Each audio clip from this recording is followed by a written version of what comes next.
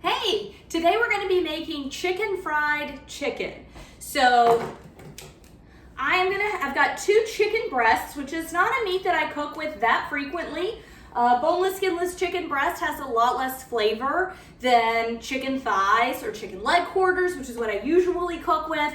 But we are going to slice these in half. We're going to pound them fairly thin so they're the same thickness, so that we'll get 4 total portions, and then we're gonna do a quick fry. So this is a pretty quick meal to make. It really shouldn't take more than 45 minutes. There are several steps to it. So it's not extremely quick. The cooking portion is quick. This is a little more hands-on because you've got to double dip and bread things a couple of times. But it is, even though it's a few steps, they're easy steps to do. So it's a fairly simple dinner to make. So I will go ahead and make up my mixture. So as I said, this is double dipped. So I will start by dipping it in some flour and then dipping it in milk. And we want to make sure that everything is seasoned. So I'm going to go ahead and season both. This is just plain whole milk. If you have buttermilk on hand, that's a really good option to use for this. So pepper, little salt, and this is just a cup of flour that I have in here. So to this, to kind of add some crunchy texture, and we also want to add a little leavener to it, I'm going to add a 1/4 cup. So 1 cup flour, all-purpose flour. You could use self-rising, that would be fine too. But I'm gonna add a 1/4 cup of cornstarch, roughly. It does not have to be a precise measurement. So 1/4 cup of cornstarch. Then I'm gonna do, let's see, a teaspoon of baking powder.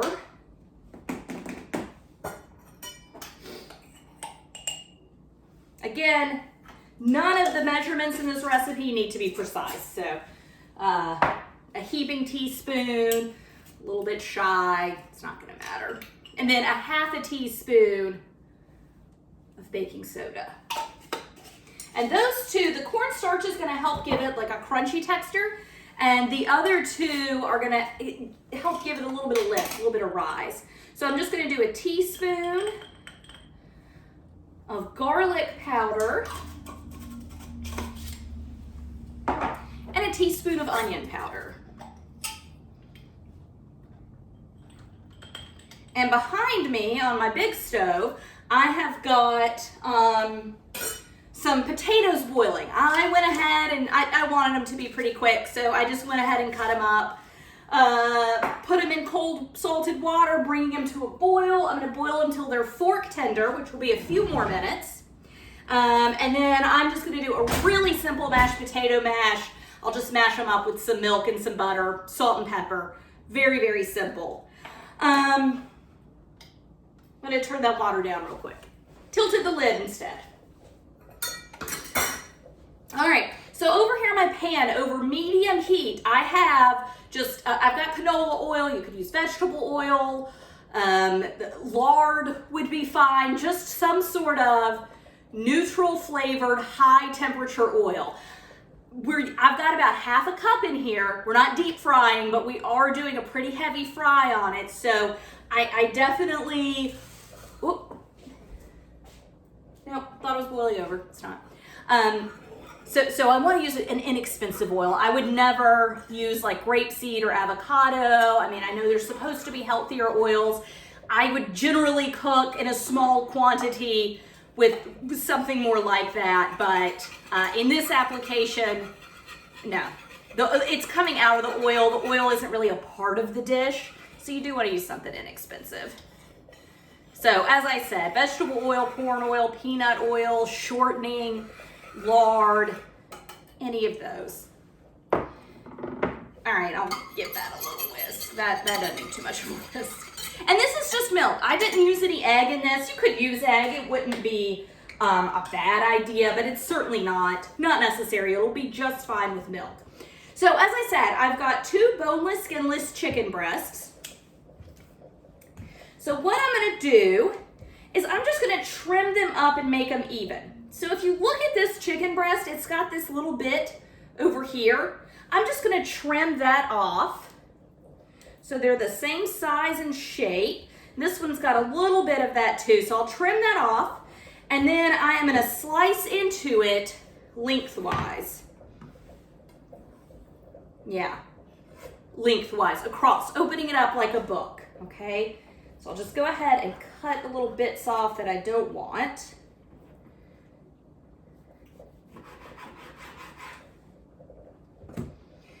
Okay, so lay it out flat. Okay, and then you're just gonna put your hand on top and just slice into the center of it.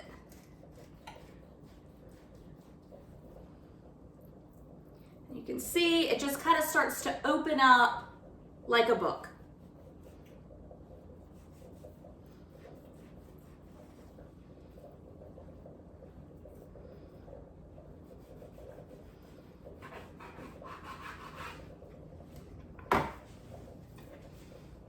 Okay, move my tongs. All right, so chicken breast, lying down, and I go in this way.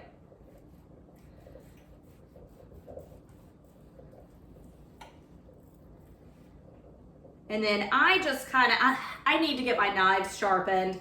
If my knife were really sharp, I could just go straight through it, but it is not. So I'm just kind of opening it up. It helps me see a little better. This is not something I do that often. And just kind of peel it apart. Now, if we were doing a stuffed chicken breast, we would stop right here at this point, put your stuffing on one side, close it up, wrap it in bacon, shove toothpicks in it, whatever you do. I do not do that often, but I have done some stuffed chicken breasts. But we're not. We're making this 4 portions, so I'm going to slice all the way through. Okay. So what I'm going to do, I'm going to take my 2 bottom pieces and work with them at the same time, because I don't think that I got the most perfect cut in the world, and I think my bottom pieces are a little bit thinner than my top pieces. So I want them cooking together. So I am just gonna lay them out. I'm gonna cover them up just to kind of help with spatter. Cover them with, I've got wax paper, you could use plastic wrap, saran wrap, a Ziploc bag, whatever it is. And I'm just gonna use my meat mallet to pound them out so they're all the same thickness, or as close to the same thickness as I'm able to get.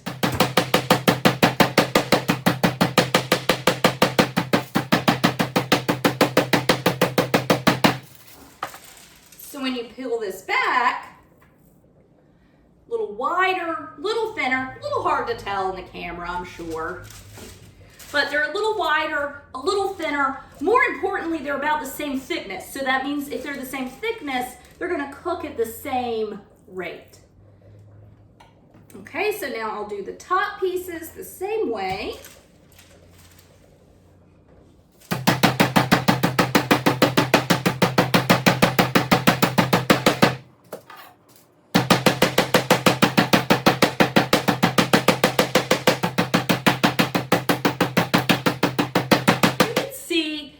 Significantly flatter and wider piece than it was before. So back to the slightly smaller, slightly thinner bottom pieces, because again, I didn't cut it perfectly. Hopefully you will, but you know, it is what it is. So I'm just gonna dip it once.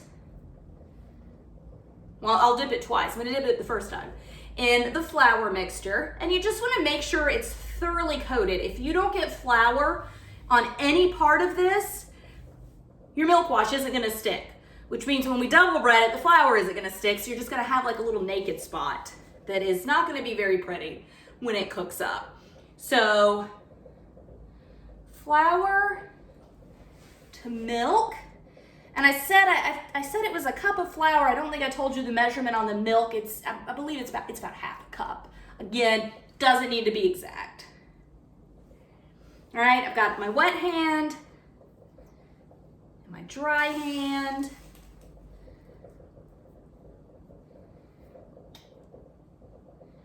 Okay, and you don't want to press the flour into this. Just kind of smudge it onto it a little bit. And I'm gonna go ahead and hope, I'm gonna test it by just putting its little end piece in. Oh yeah, Yeah, if you hear a sizzle, it's hot enough. So I'll get that first one in, and of course, obviously, I've got a smaller pan with this little heating element. You really just can't use the big pan, so I'm just gonna be cooking 2 at a time. So just check it, make sure it's fully covered. Doesn't have to be a thick coating of flour, it just needs to be fully covered. Okay. And you can let it sit in the flour a little bit if you need to. Don't let it sit in the milk wash, because what that'll do is just wash off all the flour. It's just a quick little dunk in the milk wash. Okay, there we go. So I'm going to try to lay this one the opposite way. There we go, and I'm just going to continue breading these up.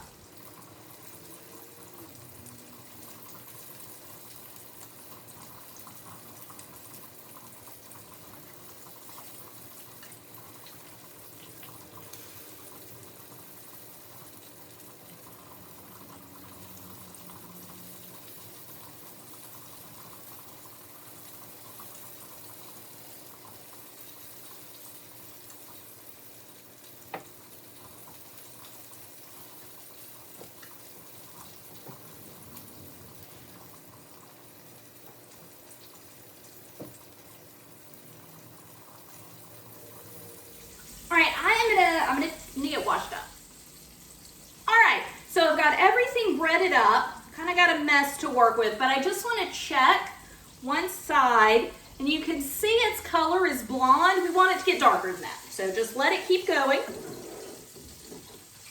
And what I'm going to do before I clean everything up, so we are going to be making like a country style gravy to go with this, because it's fried chicken.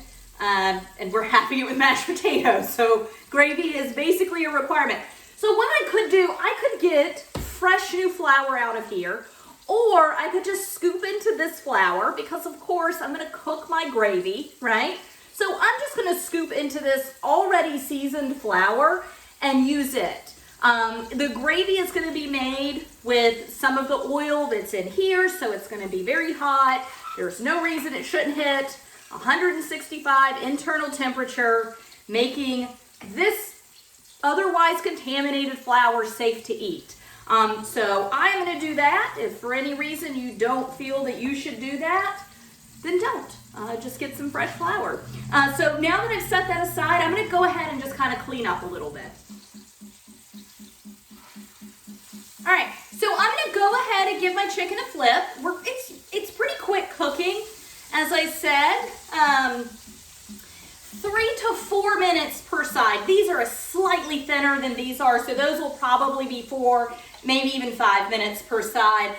These are a good golden brown color. They'll be about 3 per side. So, went ahead and just gonna go ahead and get my potatoes mashed.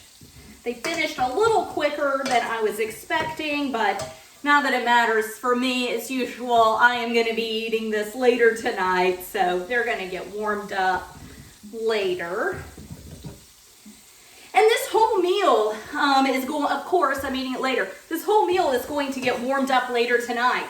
The chicken, I will just put it on a sheet pan. I'm going to let it drain on a sheet pan with paper towels. So you can see over here, but to reheat it, basically I'll just remove the paper towels and reheat it in a 300-degree oven until it is warmed through, which will not be very long for chicken this thin. So this is something, I wouldn't make it too far in advance. As soon as you refrigerate this, it would start to get pretty soggy. It'll be an hour, maybe 2 hours. This is not something that I would make like the day before or anything. I wouldn't make it more than a few hours ahead of time.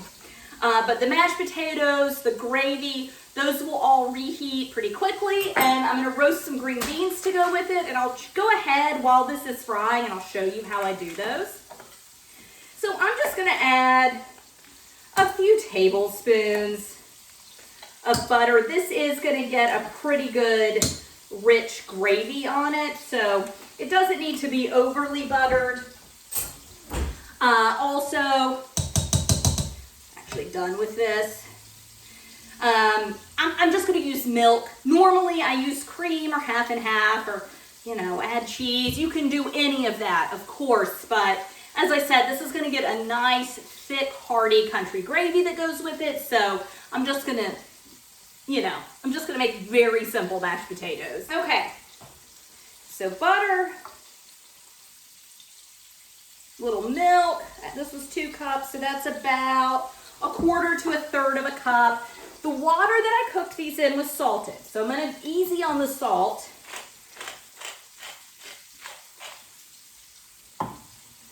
And then just stir it all up.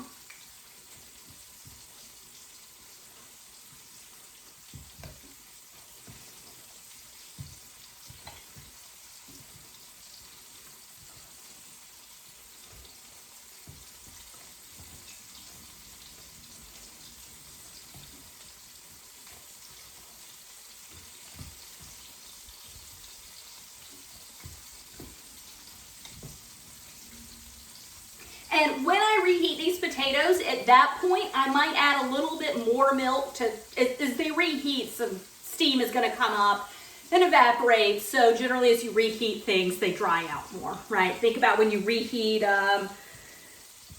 leftover Chinese food in the microwave. Your rice always gets super dry, okay?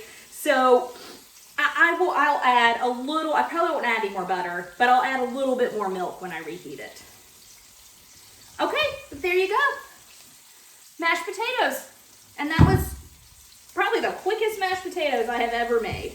So I'm just going to get the lid on these and set them aside. How nice and golden brown it is on the other side. So I'm just going to set these 2 aside and go ahead and get these in.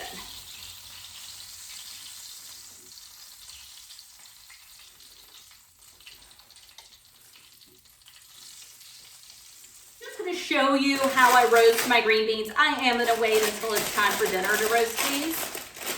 I just have a bag of 1 pound worth of green beans. They've been pre-washed and pre-trimmed.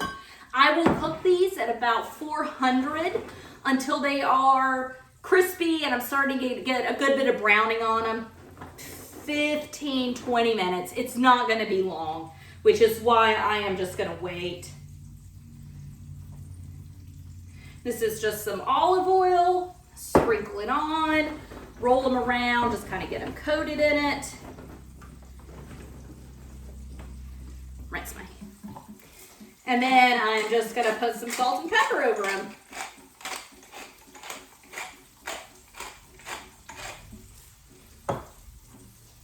And usually when I make side dishes, I know sometimes I tell you what I'll have as a side, and sometimes I don't. Sometimes I don't know yet. But this is generally, it's either a side salad or a roasted vegetable like this. I mean, you can honestly roast pretty much any vegetable. I can't even think of a vegetable right now that doesn't work well roasted up in this way. It is super simple to do. It's not adding a lot. It's olive oil, salt, and pepper. You could add some fresh herbs to it or dried herbs if you wanted.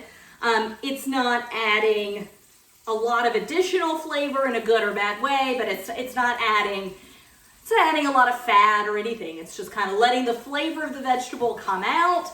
And again, it's incredibly simple to do. So kind of my favorite way to cook a vegetable is to roast it.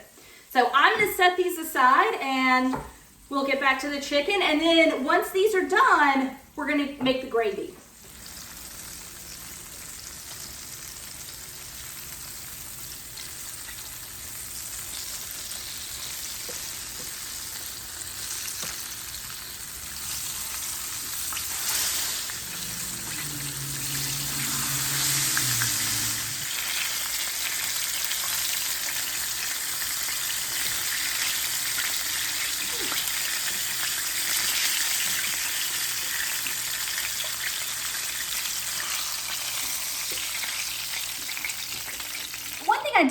I just completely forgot to do was salt and pepper my chicken after I cut it in half. You want to salt and pepper each side of your chicken before you dredge it. So you're salt and peppering the chicken, you're salt and peppering and adding other flavoring to the flour mixture, and you're salt and peppering the milk.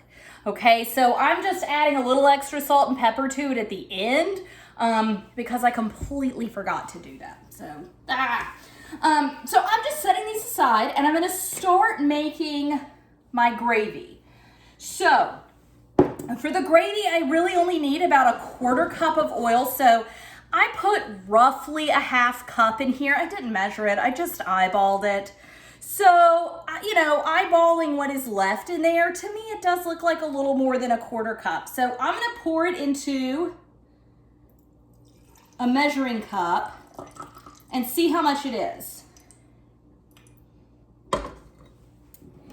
And because, of course, no matter how much I put in there, a lot of it has gone into the breader of the chicken, right? So there is oil in that. So it is still, it's about 3/8 of a cup. So I'm going to pour back. So I'm going to pour off. I'm going to find a cup. I'm going to pour it off till it's just about a 1/4 cup left in there. And that's what I'm going to cook with. You don't want your gravy to be too oily. There we go. So 1/4 cup gravy, and all the sediment that came out, there we go, is in there. Turn my heat down. It is like medium low. And I'm just going to take this 1/4 cup of flour that we set aside and sprinkle it in and just start whisking it.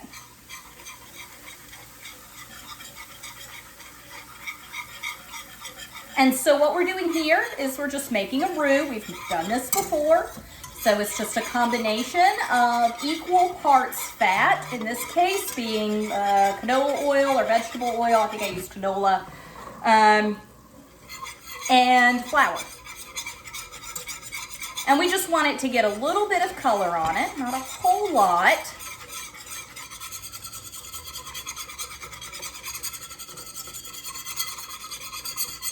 And you see it's a little bit lumpy. That is one reason I use Wondra so often, which I did not use here. This is just all purpose. Wouldn't be lumpy with Wondra though. It's a fair amount of sediment, so could be the fault of the sediment. And by sediment, I just mean the flour that had fried off when we were frying our chicken. So I'm going to get some of this chicken cutting board all cleaned up and let that cook for just a minute, and I'll be back. Okay, so this is like a dark blonde color. So I now have 2 cups of milk, and I am just going to stream it in.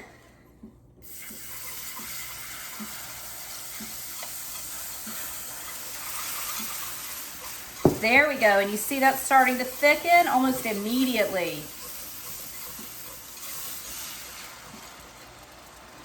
So again, something we've made before. This is just a bechamel sauce, right? Fancy French term. You use it in fancy cooking, but here in America, it's just country gravy, and it is going to look disgusting at some point.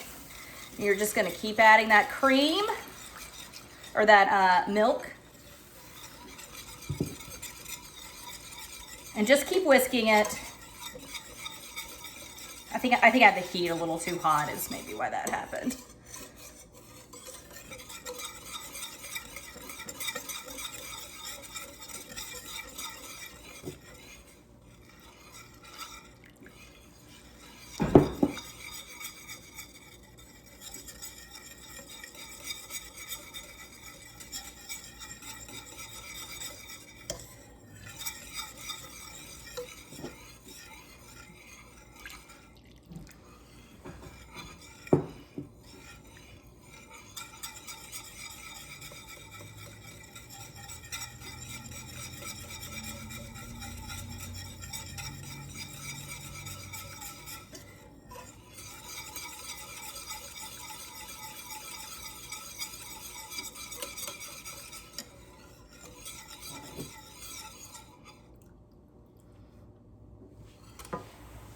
All right, so I'm gonna salt and pepper this.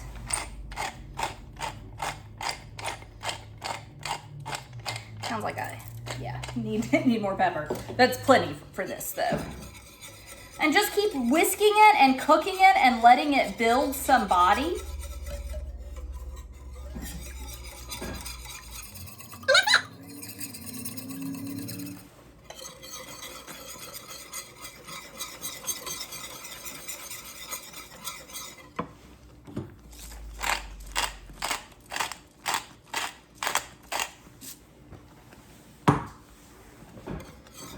All right, so here we go.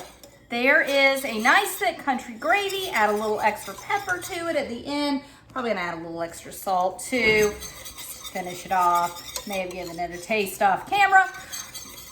But that is gonna go great with our fried chicken and our roast green beans. And of course, the mashed potatoes. All right, so that's it, fried chicken. Thanks for joining me, and I'll see you next time. Bye.